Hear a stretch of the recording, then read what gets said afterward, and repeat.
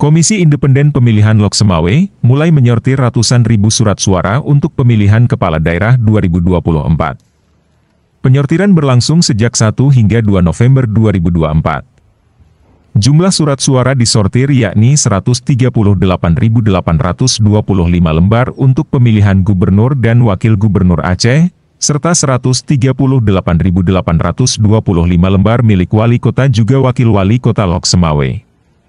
Amatan AJNN, penyortiran surat suara di gudang logistik mendapatkan pengamanan ketat dari personel Polres Lok Semawe dan panitia pengawas pemilihan Panwasli setempat.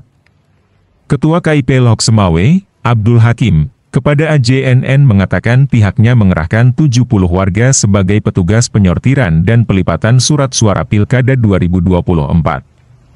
Bagi surat suara yang rusak, kata dia, akan dimusnahkan sehari sebelum didistribusikan ke panitia pemungutan suara PPS pada 26 November 2024. Dia mengatakan, sejauh ini logistik sudah masuk mencapai 60%.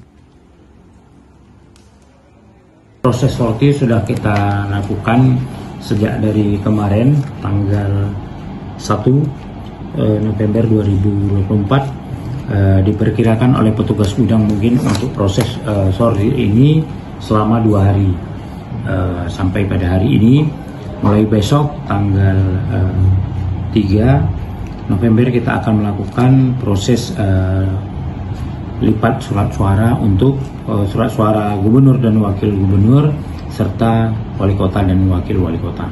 Kita targetkan waktunya sampai tanggal 5 November, tapi itu tentatif, nanti kita lihat kondisi di lapangan. Apabila belum selesai, kita tambah durasi waktu untuk proses pelipatan surat suara tersebut.